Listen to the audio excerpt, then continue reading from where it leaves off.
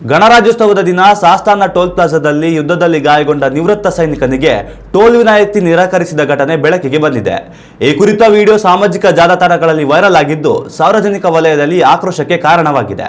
ಸಾಸ್ತಾನದ toll ಮೂಲಕ ಪ್ರಯಾಣಿಸುತ್ತಿದ್ದ ನಿವೃತ್ತ ಸೈನಿಕ ಶ್ಯಾಮರಾಜ್ ಅವರಿಗೆ ಸಂಬಂಧಿಸಿದ ಅಧಿಕೃತ ಟೋಲ್ ವಿನಾಯಿತಿ ಪತ್ರವಿದ್ದರೂ ಟೋಲ್ ಸಿಬ್ಬಂದಿ ವಿನಾಯಿತಿ ನೀಡಲು ನಿರಾಕರಿಸಿದ್ದಾಗಿ ಆರೋಪಿಸಲಾಗಿದೆ.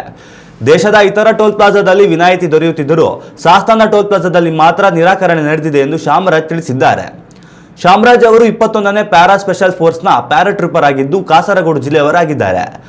ಅವರ ಪತ್ನಿ ಮಿಲಿಟರಿ ನರ್ಸಿಂಗ್ ವಿಭಾಗದಲ್ಲಿ ಲೆಫ್ಟಿನೆಂಟಲ್ ಕರ್ನಲ್ ಆಗಿ ಸೇವೆ ಸಲ್ಲಿಸುತ್ತಿದ್ದು ಅವರ ಪೋಸ್ಟಿಂಗ್ ಸಂಬಂಧಿತ ಪ್ರಯಾಣದ ವೇಳೆ ಆರ್ಎಂಎ ನೀಡಿದ್ದ ಟೋಲ್ ವಿನಾಯಿತಿ ಪತ್ರವನ್ನು ತೋರಿಸಿದರೂ ವಿನಾಯಿತಿ ನೀಡಲಾಗಿಲ್ಲ ಎಂದು ದೂರಿದ್ದಾರೆ. ಆಪರೇಷನ್ ಪರಾಕ್ರಮ್ ಸಂದರ್ಭದಲ್ಲಿ ಉಗ್ರರ ವಿರುದ್ಧ ಕಾರ್ಯಾಚರಣೆ ಮುಗಿಸಿ ವಾಪಸ್ಸು ಬರುತ್ತಿದ್ದ ವೇಳೆ ಶ್ಯಾಮರಾಜ್ ಅವರ ವಾಹನ ಲ್ಯಾಂಡ್ಮೈನ್ ಸ್ಫೋಟಕ್ಕೆ ಒಳಗಾಗಿದ್ದು ಈ ಘಟನೆಯಲ್ಲಿ 15 ಸೈನಿಕರು ಹುತಾತ್ಮರಾಗಿದ್ದರು.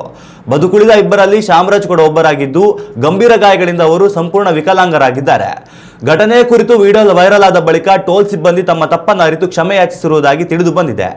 ಗಣರಾಜ್ಯೋತ್ಸವದ ದಿನ ನಡೆದ ಈ ಘಟನೆಗೆ ಸಾರ್ವಜನಿಕ ವಲಯದಲ್ಲಿ ವ್ಯಾಪಕ ಅಸಮಾಧಾನ ವ್ಯಕ್ತವಾಗುತ್ತಿದೆ. मेरे वाइफ का जो पोस्टिंग का मैं फाइल किया है, गाड़ी लेके जा रहा हूँ.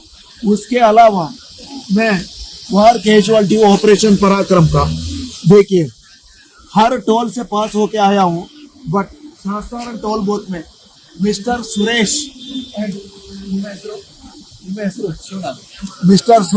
शिवनाथ वो बोले पैसे के बिना छोड़ेंगे नहीं. ये होता है 25 जनवरी को मैं हूँ, कल रिपब्लिक डे है, मैं क्यों व्हील चेयर में बैठा हूँ आप बताइए. आप भी बताइए, क्या मैं व्हील चेयर में बैठने का कोई मतलब है क्या?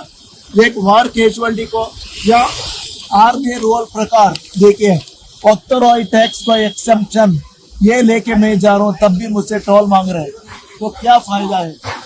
बस आप मुझे बताइए. नितिन गडकरी साहब आप मुझे बताइए. जय हिंद. ಉತ್ತಮ ಸಂಸ್ಕಾರಯುತ ಶಿಕ್ಷಣದೊಂದಿಗೆ VSS English medium CBSE school Udupi Muddur. ನರ್ಸರಿಯಿಂದ 10ನೇ ತರಗತಿವರೆಗೆ ಶಿಕ್ಷಣದ ಜೊತೆಗೆ 5ರಿಂದ 10ನೇ ತರಗತಿವರೆಗಿನ ವಿದ್ಯಾರ್ಥಿನಿಯರಿಗೆ ಉತ್ತಮ ಹಾಸ್ಟೆಲ್ ಸೌಲಭ್ಯವೂ ಇದೆ. ನಿಮ್ಮ ಮಕ್ಕಳ ಪ್ರವೇಶಾತಿಗಾಗಿ ಈ ಸಂಖ್ಯೆಗೆ ಕರೆ ಮಾಡಿ.